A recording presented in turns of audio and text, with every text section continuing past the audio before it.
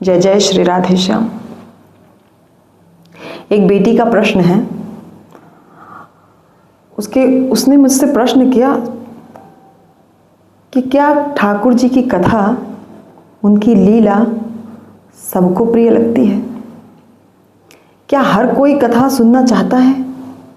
क्या हर किसी को ठाकुर जी की कथा मधुर लगती है? और ठाकुर जी के चरण कमल कैसे हैं? बड़ा सुंदर प्रश्न है। तो इसमें मुझे कहने में कोई संकोच नहीं हो रहा है कि ठाकुर जी की कथा हर किसी को प्रिय नहीं लगती। आप विचार करिए, खुद विचार करिए। जो व्यक्ति दिन रात पापाचार में अनुगत रहता है, दुराचारी है, पापाचारी है, हत्यारा है, उसको ठाकुर जी की कथा कैसे प्रिय लग सकती है? जो दुष्ट आत्मा है, जो कुटिल है, जो कामी है, जो खल है, जो मांस का, मदिरा का, अभक्ष का भक्षण करता है, खान पान उसका रहन सहन अच्छा नहीं है, उसे कथा कैसे प्रिय लग सकती है? हर किसी को ठाकुर जी की कथा प्रिय नहीं लगती। इस बात को कहने में कोई संकोच नहीं, थोड़ा सा भी संकोच नहीं। कथा किसे प्रिय लगती है? हरिहर पद रति मति न कुतर की, हरिहर पद रति मति न कुतर की, हरिहर पद रति मति न कुतर की, तिन कहूँ मधुर कथा रघुवर की, तिन कहूँ मधुर कथा रघुवर की, तिन कहूँ मधुर कथा रघुवर की। हरि, श्री हरि नारायण, हर भोलेनाथ, हर हर महादेव। हरि हर पद, उनके चरण कमल, पाद पद्म। हरि हर पद रति, अनुराग, स्नेह, रति। हरि हर पद रति मति ना कुतर की, मति बुद्धि, कुतर्की, कुतर्क नहीं करती, ना कुतर की। हरि हर पद रति मति ना कुतर की। क्या?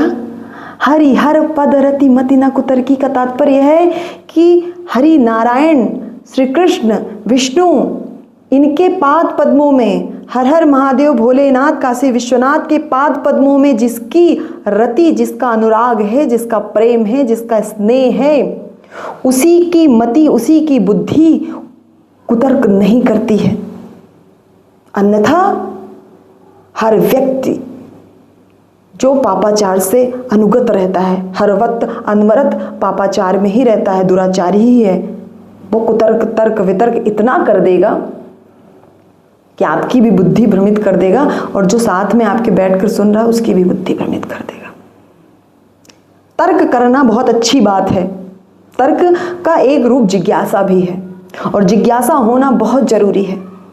पर जिज्ञासा कथा के समापन पे, जब कथा समापन हो जाए तब आप जिज्ञासा रखिए, किसी ना किसी माध्यम से रखिए, पर कथा के बीच में नहीं भाई।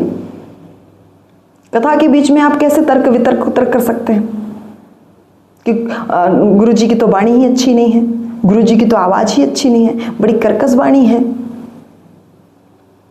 पता नहीं क्या बोल रहे हैं। अरे आप ध्यान से सुनिए, आपको सब समझ में आएगा। हरि हर पद रति मति ना कुतर की। हरि यानी हरि नारायण, और हर यानी भोलेनाथ के पाद पद्मों में जिसकी भी रति हो चुकी है, अनुराग हो चुका है, प्रेम हो चुका है, उन्हीं की बुद्धि, उन्हीं की मति कुतर्क नहीं करती है। इसीलिए तिन कहूँ मधुर कथा रघुवर की, तिन कहूँ मधुर कथा रघुवर की, तिन कहूँ मधुर कथा रघुवर की।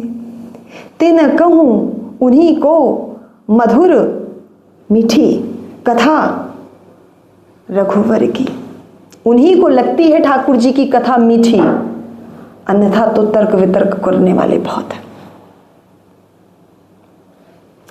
दूसरा प्रश्न, ठाकुर जी के चरण कैसे हैं?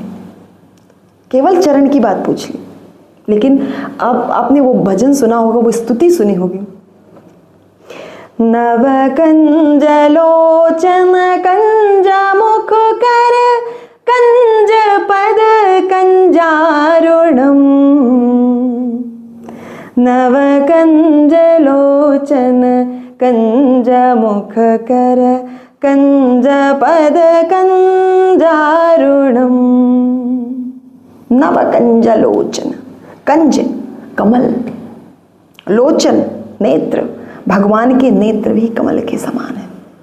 एक तात्पर्य यहाँ कि ठाकुर जी के नेत्र कमल के समान हैं, और एक तात्पर्य यहाँ कि ठाकुर जी के नेत्र कमल के समान है। जैसे कमल दसों दिशाओं में एक साथ देख रहा है, इसी प्रकार ठाकुर जी के नेत्र दसों दिशाओं में एक साथ देख रही हैं। हर जगह उनके नेत्र हैं और हर जगह उनकी दृष्टि है। नव कंज लोचन कंज मुख कर, कंज पद कंजारुणम। कंज मुख, भगवान का मुख कमल के समान है। नव कंज लोचन, कर, कर भगवान का हाथ, भगवान का हस्त कमल, कमल के समान है। कंजा पद, पद ठाकुर जी के चरण कमल के समान है। नव कंज लोचन कंज मुख कर, कंज पद कंजारुणम। उनकी करुणा भी कमल के समान है। केवल चरण कमल नहीं, ठाकुर जी के चरण कमल के समान है। उनकी करुणा कमल के समान है, उनका हस्त कमल के समान है, उनके नेत्र कमल के समान है, उनका मुख कमल के समान है। इसलिए कंज कंज कंज कंज कह करके संबोधित किया। तो ठाकुर जी की कथा हर किसी को प्रिय नहीं लगती है, लेकिन जो ठाकुर जी के श्री चरणों में, पाद पद्मों में अपनी रति अनुराग चाहते हैं और अनुराग रखते हैं, केवल और केवल तिन कहूँ मधुर कथा रघुवर की, केवल और केवल उन्हीं को ठाकुर जी की कथा प्रिय लगती है। जय जय श्री राधे श्याम।